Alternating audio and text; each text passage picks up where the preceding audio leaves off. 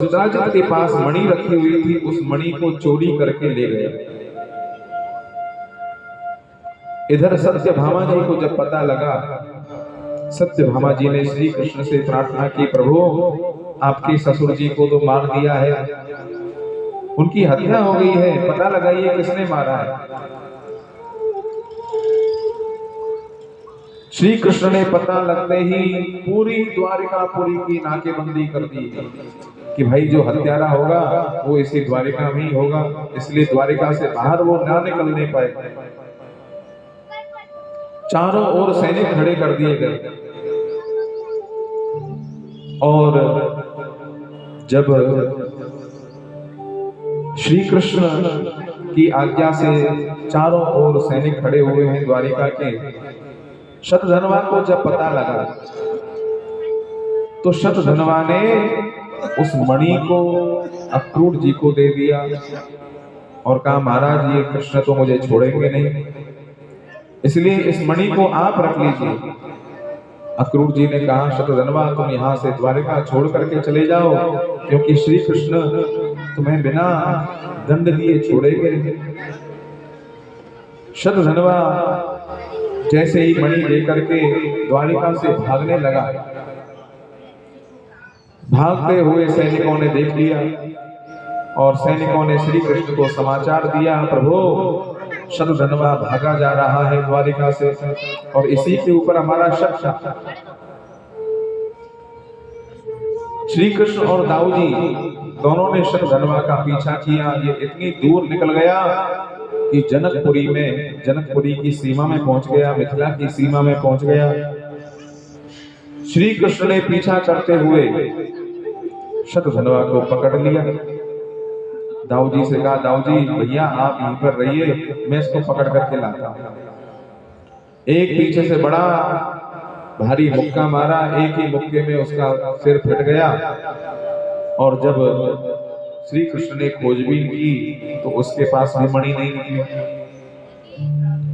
श्री कृष्ण ने विचार किया, भैया ये तो मणि किसी और के पास नहीं है, और यदि मणि इसके पास नहीं थी तो ये भाग क्यों रहा था, इस बात का पता नहीं चला। श्री कृष्ण ने दाऊ जी से आकर के कहा कि भैया मणि तो शतधनवा के पास नहीं है, इसने भले ही सत्यजित की हत्या की है।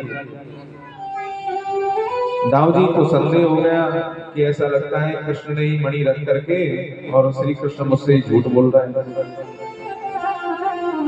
तो दाऊ जी रुष्ट होकर के उन्होंने कृष्ण से कहा, देखो कृष्ण अब तुम द्वारिका को लौट जाओ, यहाँ से थोड़ी दूर पर जनक जी हैं मिथिला में, मैं उनसे मिलकर के आऊंगा थोड़े दिन के बाद में। जनकपुरी चले गए दाऊ जी महाराज, और दाऊ जी ने जनक जी के पास पहुंच करके उनका हालचाल जाना। जनक जी को भी बड़ी प्रसन्नता हुई दाऊ जी के आगमन की, उन्होंने भी खूब स्वागत सत्कार किया। जब जनक जी को यह पता लगा कि यहां से थोड़ी दूर पर ही कृष्ण भी आए हुए थे, ये जान करके उनको बड़ा दुख हुआ कि हमारी सीमा में कृष्ण आ गए और हमें पता ही नहीं चला। उनकी भी इच्छा थी कि वे भी जनकपुर में आते श्री कृष्ण, उनका भी हम स्वागत करते, सत्कार करते। और ये जान करके कि श्री कृष्ण यहाँ से लौट गए तो बड़ा दुख हुआ। तो इसी दुख को दूर करने के लिए भगवान श्री राम ने फिर विशेष रूप से जनकपुर की यात्रा की। जनकपुर भगवान पहुंचे श्री राम रूप में। ऐसी भगवान की दिव्य लीलाएं हैं।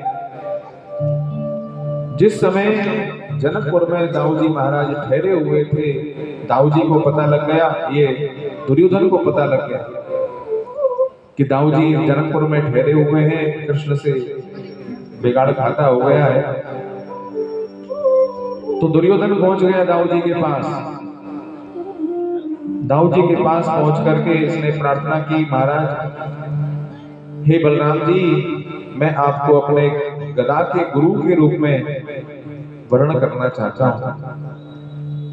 आप मुझे गदा युद्ध सिखाइए, क्योंकि दाऊ जी महाराज गदा युद्ध में बड़े पारंगत थे। तो उन्होंने वहां रह करके 2 महीने तक दुर्योधन को गदा युद्ध की शिक्षा दी है, पारंगत किया है। श्री कृष्ण इधर लौट करके आते हैं और उन्होंने सारा वृतांत बताया। जब इनको पता लगा है श्री कृष्ण को कि मणि अक्रूर जी के पास में है, तो अक्रूर जी से उस मणि को ले लेते हैं और इस प्रकार से तीसरा विवाह श्री कृष्ण का सत्यभामा के साथ में हुआ। एक श्रुतकीर्ति नाम की देवी थी, जिनकी बेटी का नाम था भद्रा। ये श्रुतकीर्ति भगवान को अपना बेटा मानती थी,